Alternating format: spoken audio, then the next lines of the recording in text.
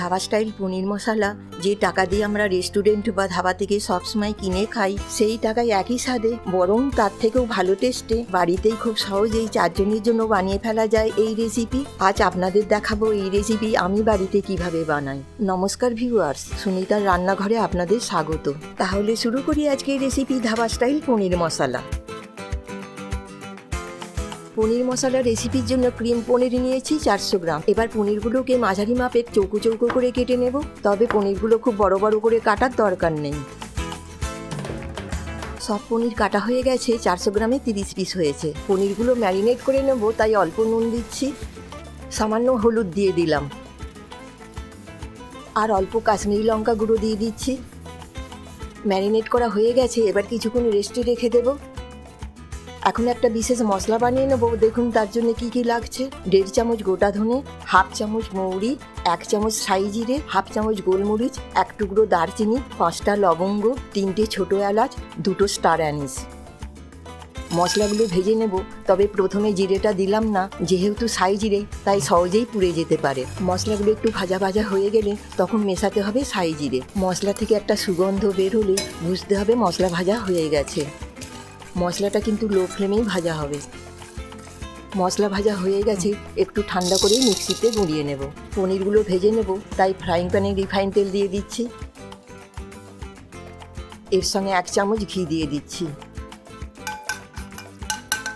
এবার পনিরগুলো দিয়ে দিচ্ছি।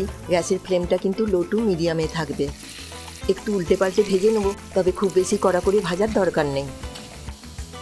পনির ঠিকঠাক ভাজা হয়ে গেছে, তেল ঝরিয়ে তুলে নিচ্ছি।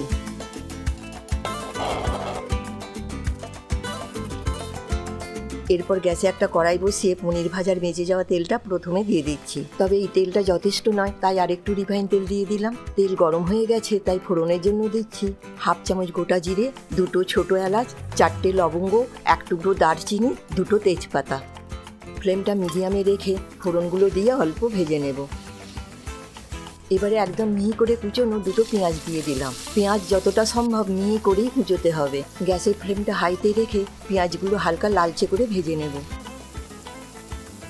এরপর দিচ্ছি 2টো পেঁয়াজ বাটা, একই সঙ্গে দিচ্ছি 1 চামচ আদা বাটা আর 1 চামচ রসুন বাটা দিচ্ছি।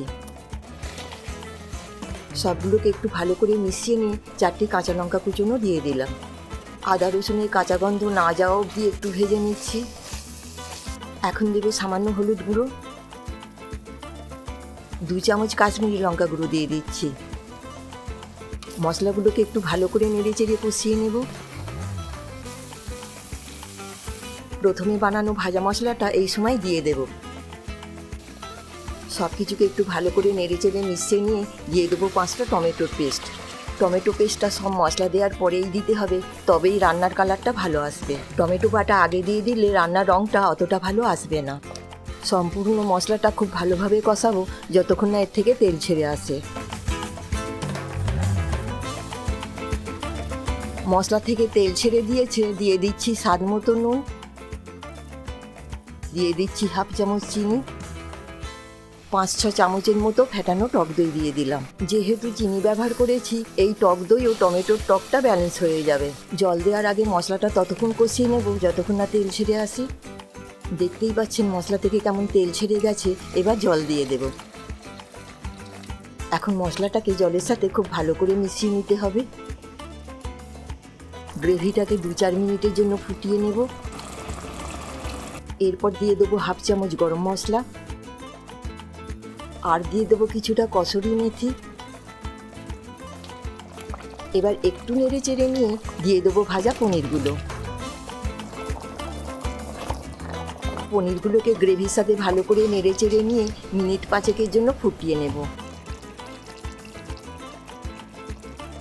সবার শেষে ছড়িয়ে দেবো বেশ কিছুটা ধনেপাতা।